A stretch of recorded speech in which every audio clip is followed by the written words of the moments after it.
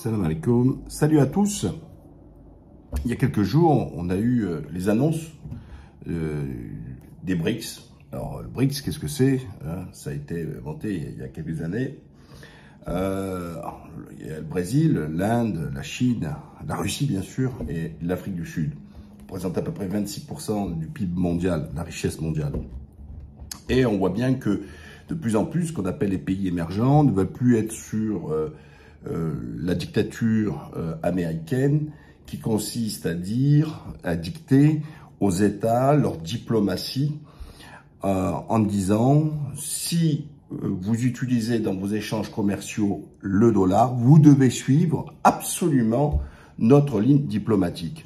Par exemple, quand les États-Unis bannissent et disent boycott le Venezuela, quand ils disent boycott l'Iran, etc., ou actuellement la Russie, eh bien, quiconque qui utilise le dollar dans ces échanges commerciaux doivent suivre sous peine d'être sanctionnés par les tribunaux américains, poursuivis aussi des individualités civiles, etc., avec des lourdes pénalités, les entreprises qui payent des milliards, ce qui avait coûté cher à la France, notamment dans les banques quand ils ont commercé avec l'Iran à l'époque.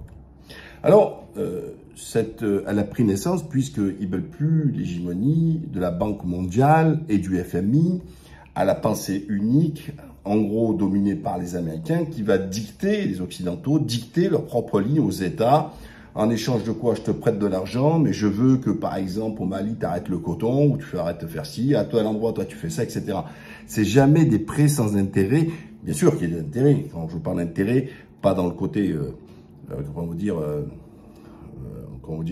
usurier, mais intérêt sur les trajectoires économiques à mener. Donc, en gros, je veux bien te prêter, mais tu dois amener une trajectoire économique de la manière que je le souhaite. Voilà.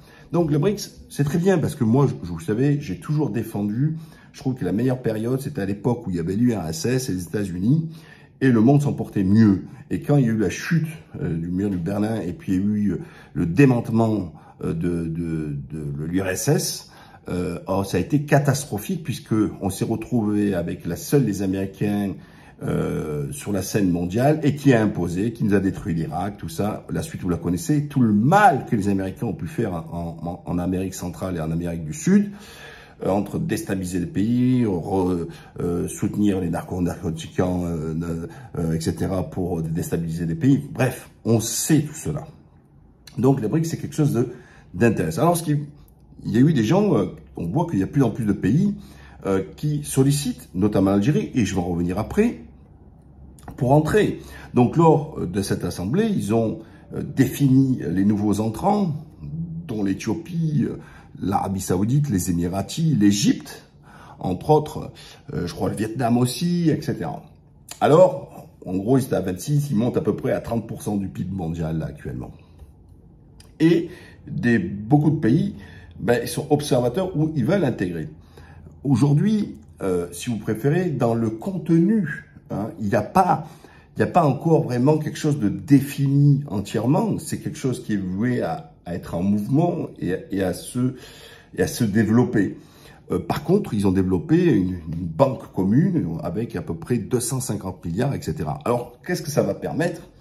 Ça va permettre d'avoir un autre acteur économique mondial, une autre union mondiale, qui va pouvoir aider et prêter de l'argent à certains États en voie de développement, mais peut-être ne pas leur dicter, comme le font le FMI ou la Banque mondiale aujourd'hui, avec leurs propres standards liés notamment avec une pensée à l'américaine. Et donc, pourquoi tout à l'heure je vous disais que j'aimais bien ce système à l'époque qui avait l'Union soviétique? Parce que le monde a besoin d'équilibre.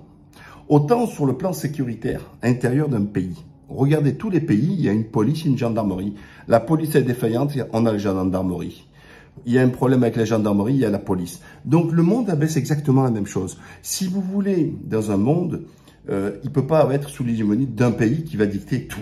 D'accord? Et on le sait bien que les Américains vous dictent tout, notamment sur le plan économique, bien sûr, à son profit et pas pour l'intérêt des populations et de ces pays-là. Donc, moi, je le vois d'un bon œil, cette union de BRICS, surtout que c'est surtout avec des pays qui sont dits vraiment émergents, qu'on le voit en poupe, puisqu'on sait bien que les croissances depuis quelques années, elles viennent des pays du Sud et pas des pays du Nord. Les pays du Nord sont vieillissants, avec une faible démographie, une désindustrialisation de ces pays, un tissu économique qui est plutôt en décadence.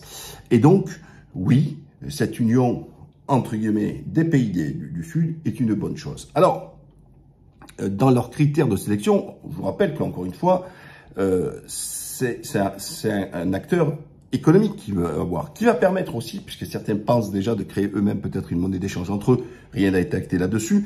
Mais pourquoi? Parce que pour faire le détour, quand on voit les sanctions qui sont faites sur l'Iran ou sur la Russie, etc., de permettre à des États comme l'Inde et la Chine, qui sont les premiers bénéficiaires de l'achat du pétrole, malgré les sanctions américaines, etc., sur la vente du pétrole ou du gaz russe, eh ben, ça permet de dire on n'utilise plus le dollar en monnaie d'échange, on peut utiliser ou notre propre monnaie que nous pouvons monter ou par nos monnaies respectives, hein, le yuan d'un côté, le rouble de l'autre, etc. Donc, moi je trouve que c'est une bonne chose. Alors, vient la question des gens qui ont postulé, et notamment de l'Algérie qui a été reculée. L'Algérie a des liens particuliers quand même avec les membres fondateurs. La Chine, c'est quand même son premier partenaire économique à l'Algérie. C'est pas rien. La Russie, depuis l'époque de l'Union soviétique, c'est son premier partenaire militaire. On sait bien que l'armée algérienne, etc., profite des formations faites en Russie et qu'ils ont une relation très forte puisque la Russie, à l'époque de l'Union soviétique, a toujours soutenu pour l'indépendance de l'Algérie. Et il y a toujours un lien très fort entre la Russie et l'Algérie, donc sur le plan militaire, donc qui est quand même très important, mais il y a aussi des accords économiques, et la Russie tient à l'Algérie comme l'Algérie tient à la Russie. Alors on va dire, mais comment ça se fait-il alors que l'Algérie, alors qu'elle a des alliés de poids dans ses membres fondateurs, et pas n'importe lesquels, la Chine et la Russie. Ben, l'Algérie, il faut arrêter de se raconter des salades depuis longtemps. L'Algérie, ça doit être un des derniers pays communistes, quoi, avec la Corée du Nord, quoi. Voilà, c'est complètement hermétique, etc. C'est pas dans le standard mondial économique. Alors, je dis pas de passer dans l'ultralibéralisme, mais je vous rappelle qu'il y a seulement quelques années encore, on avait encore le 51-49, hein, c'est-à-dire que un investisseur étranger devait donner 51% à un Algérien. Voilà. Donc, l'Algérie n'a pas fait sa réforme, sa révolution économique. Et l'Algérie, c'est un pays qui est renfermé sur lui-même. Ben, il s'agit de voir, rien que déjà sur le plan économique, les Algériens ne sont pas libres. Faut pas déconner. Aller en Algérie, je crois que c'est plafonné en espèces. Si vous dépassez 1500, 2000 euros, vous devez aller à la douane, déclarer que vous avez plus de ça, sinon on vous saisit, vous pouvez pas sortir avec au-delà de 2500, tout ça, etc. Voilà, vous pouvez pas arriver avec des transferts de monnaie, par exemple, etc. Moi, je le vois. Moi, quand il y a des gens d'Algérie qui veulent me transférer de l'argent pour acheter un appartement, c'est pas possible de transférer de l'argent en Algérie. Alors, tu es obligé de récupérer les dinars et les mettre à Alger dans un bureau de change, venir avec des sacs de poubelle pleins de billets et récupérer à Istanbul dans un change office pour récupérer le pognon. Donc, vous voyez, c'est très hermétique. L'Algérie n'est pas libre sur le plan économique, etc. Les Algériens, ils sont prêts, les Algériens ils veulent que l'Algérie s'ouvre, etc. Et en plus, c'est bon pour le pays parce que le pays il va pas continuer comme ça, avoir que ses rentes pétrolières, gazières et compagnie. Il est temps, en plus qu'elle a une richesse extraordinaire intellectuellement. C'est avec un peuple qui est éduqué, c'est un peuple qui est talent, qui enrichit, hélas, la plupart des pays au monde, au Canada, en France, que ça se donne dans la médecine, l'ingénierie, tout ça, etc. Voilà, il y a la matière grise, etc.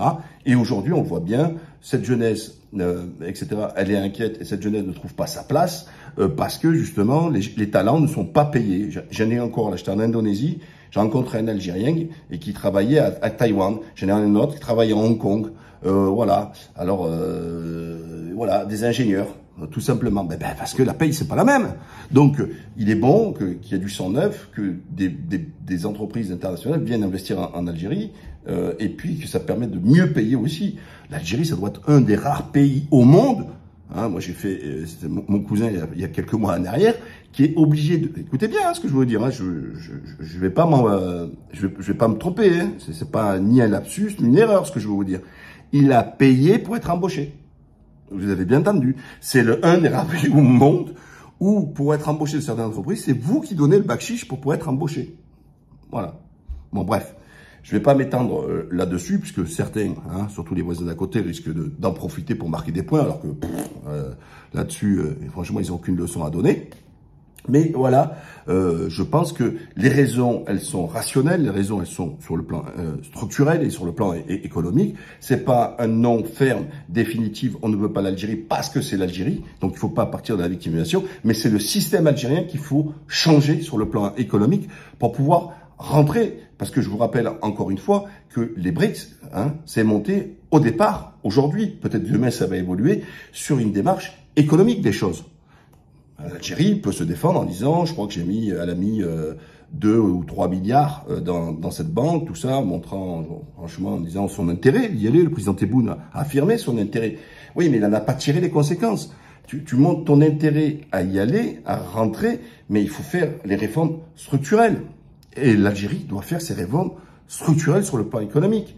On peut pas être du semi-communisme. C'est pas possible dans une économie ouverte, marchande, etc. Voilà. Aujourd'hui, c'est ce monde-là économique qui est régi dans le monde, et c'est pas des économies administrées, etc. Où l'État, il est de partout et il veut s'occuper de tout. Voilà ce que je voulais dire sur les BRICS. Mon point de vue, et expliquer aussi, puisque je sais que ça fait couler beaucoup d'encre, pourquoi l'Algérie a été recalée. Et je rappelle encore que les principaux membres, et pas n'importe lesquels, c'est la Russie et la Chine ont des bonnes relations avec l'Algérie. Donc, il ne faut pas leur en vouloir pourquoi ils ont refusé l'Algérie. Il faut se poser la question pourquoi l'Algérie a été recalée et qu'elle fasse, à un moment donné, les réformes nécessaires. N'oubliez pas, likez, partagez, abonnez. À bientôt. Inch'Allah. Bye bye.